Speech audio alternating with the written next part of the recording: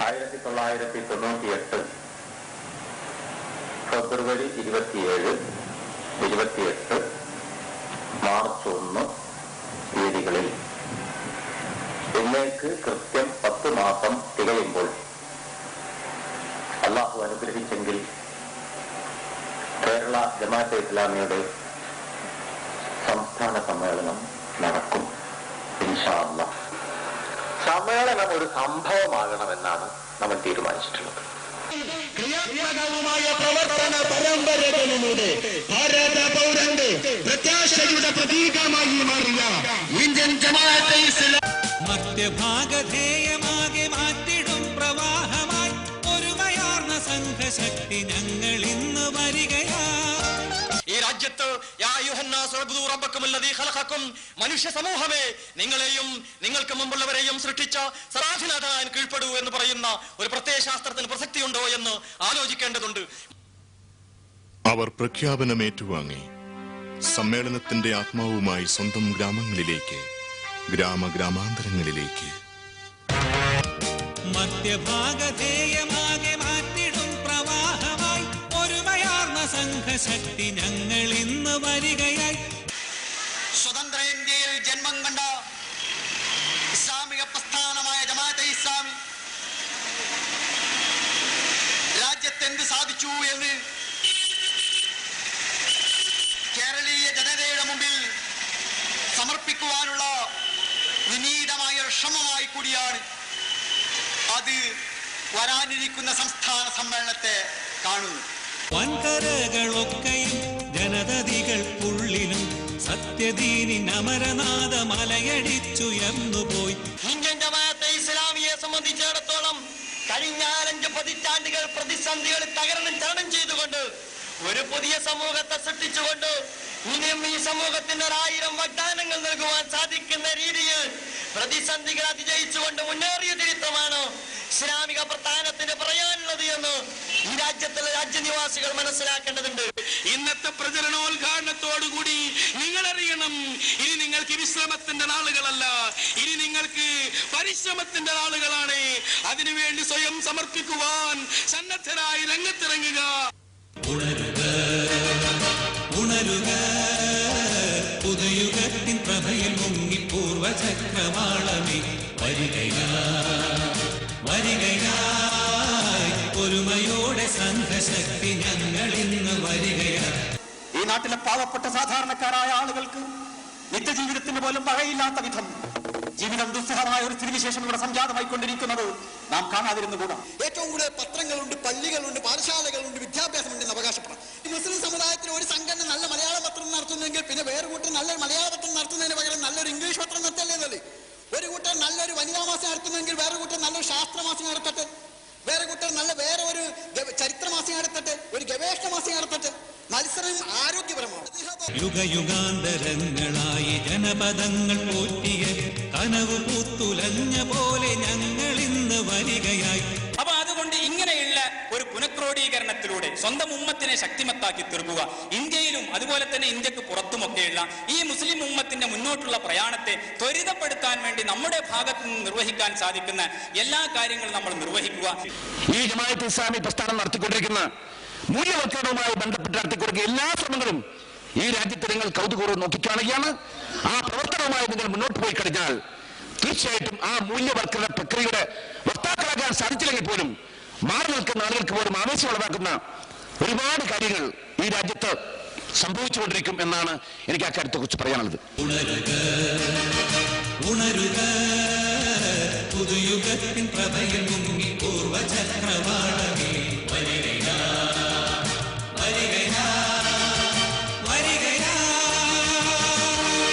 ഇങ്ങനെ അന്ധവിശ്വാസത്തിന്റെ കേന്ദ്രങ്ങളിലേക്ക് നമ്മുടെ നാട്ടിലെ രാഷ്ട്രീയക്കാരും അവിടെ സ്ഥാനാർത്ഥികളും തിക്കും തിരക്കുമാണ്. അന്ധവിശ്വാസ കേന്ദ്രങ്ങളിൽ പോയി അനുഗ്രഹം വാങ്ങിയതിന് ശേഷമേ അവർ പത്രിക സമർപ്പിക്കുക പോലും ചെയ്യുന്നുള്ളൂ. കുറച്ചു മുമ്പ് നമ്മുടെ നാട്ടിൽ പ്രസിദ്ധമായ ഒരു സംഭവം നിങ്ങൾ ഓർക്കുന്നുണ്ടായിരിക്കും.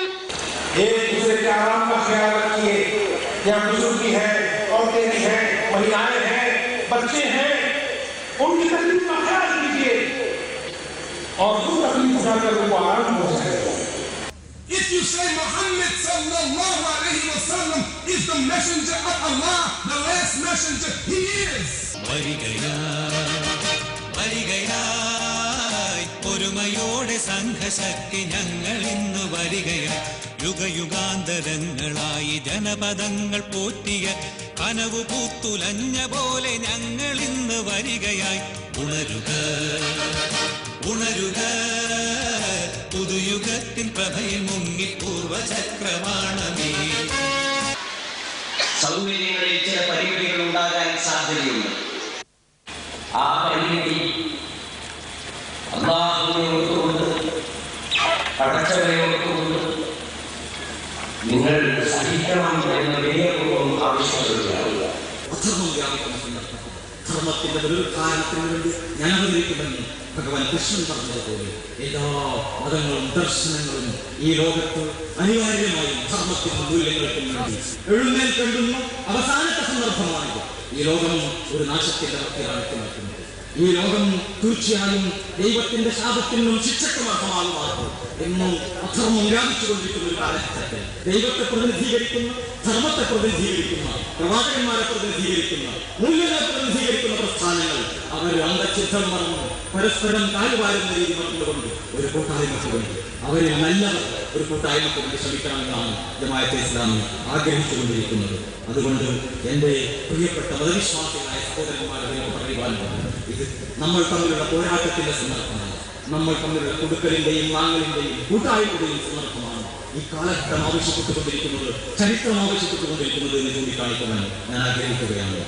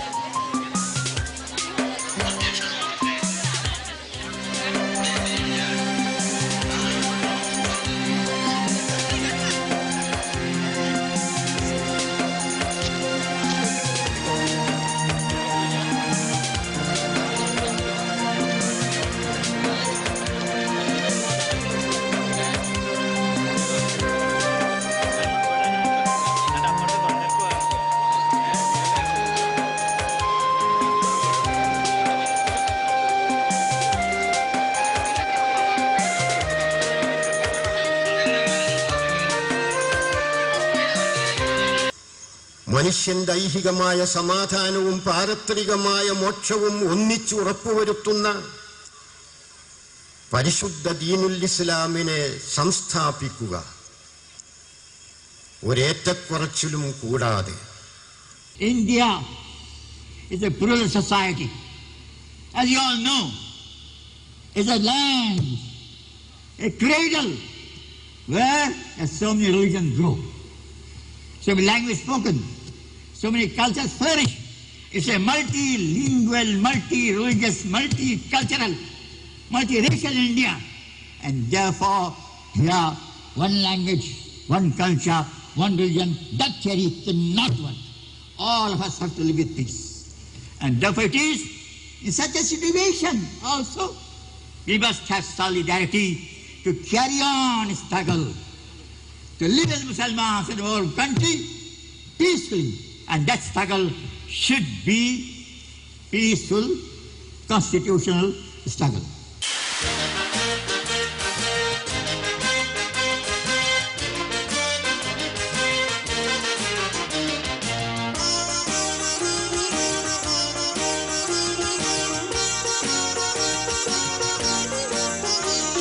كذلك تحدي الغزو الفكري، كما لا يخفى على الجميع هذا الغزو الفكري الذي غزانا في أهم مناطقنا وهي منطقة الفكر. എനിക്ക് വിശക്കുന്നു എന്നത് ശാരീരികമാണ്, നിങ്ങൾക്ക് വിശക്കുന്നു എന്ന് ഞാൻ അറിയുന്നത് ബുദ്ധിപരമാണ്. നിങ്ങളുടെ വിശപ്പ് എന്റെ വിശപ്പായി മാറുക എന്നത് ആത്മീയമാണ്. നമ്മുടെ മാതൃരാജ്യമായ ഇന്ത്യയിൽ സ്ത്രീകൾ ഫെമിനിസത്തെ വിമർശന ബുദ്ധിയോടെ കാണുന്നതിന് പകരം അതിന്റെ ആകർഷണ വലയത്തിൽ അകപ്പെട്ടിരിക്കുകയാണ്.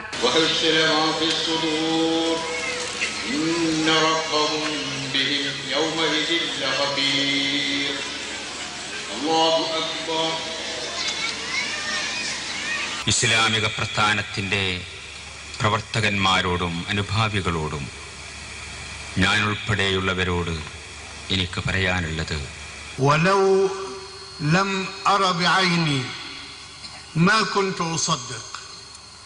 لو وصف لي هذا الحفل، لو قيل لي إن 200,000 من البشر أو أكثر. സ്ത്രീയുടെ അവകാശങ്ങൾക്ക് യാതൊരു വിലയും നൽകാതെ നീങ്ങിക്കൊണ്ടിരിക്കുന്ന കാലഘട്ടത്തിലാണ് സ്ത്രീകളെ പ്രതിനിധീകരിച്ചുകൊണ്ട് നിങ്ങളുടെ മുമ്പിൽ ഞാൻ എഴുന്നേറ്റ് നിൽക്കുന്നത്. ഓരോ പ്രദേശത്തും നടത്തിയ പ്രവർത്തനങ്ങളെ സംബന്ധിച്ചും ജനങ്ങൾ വലിയ ത്യാഗത്തെക്കുറിച്ചും ചെലവാക്കിയ കാശിനെ കുറിച്ചും ഉറക്കൊഴിച്ചതിനെ സംബന്ധിച്ചും അധ്വാനിച്ചതിനെ സംബന്ധിച്ചും ഒക്കെ പറയുകയാണെങ്കിൽ അതേതാനും കുറേ മാസങ്ങളായിട്ട് വളരെ സജീവമായിട്ട് തന്നെ നടക്കുകയാണ്.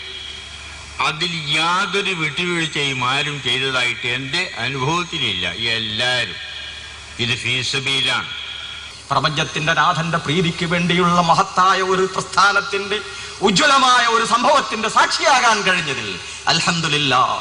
ഈ സംസ്കാരം ഉൾക്കൊണ്ടുകൊണ്ട് ഈ രാജ്യത്തിന്റെ ഗ്രാമാന്തരങ്ങളിലേക്ക് നിശബ്ദമായി പുതിയൊരു വിപ്ലവത്തിന്റെ കാഹളധ്വനിയുമായി ഞാൻ കടന്നു ചെല്ലുമെന്ന് പ്രഖ്യാപിക്കുവാൻ, അതിന് പ്രതിജ്ഞയെടുക്കുവാനുള്ള സന്ദർഭമാണിത് എന്ന് വിനയപൂർവ്വം ചൂണ്ടിക്കാണിക്കുവാൻ ഞാൻ ആഗ്രഹിക്കുകയാണ്. എന്റെ പ്രിയപ്പെട്ട സഹോദരന്മാരും സഹോദരിമാരും അതിന് സന്നദ്ധമാകണമെന്ന ഒരൊറ്റ അപേക്ഷ മാത്രമാണ് നിങ്ങളുടെ മുമ്പിൽ എനിക്ക് സമർപ്പിക്കുവാനുള്ളത്. വിനയാന്വിതമായ അപേക്ഷ നിങ്ങൾ സ്വീകരിക്കുമെന്നാണ് ഞാൻ ആഗ്രഹിക്കുന്നത്. അതിന് ഞാൻ പറയുന്ന ഒരു വാക്ക് നിങ്ങൾ ആവർത്തിക്കുക മാത്രം ചെയ്താൽ മതി. അല്ലാഹു അക്ബർ.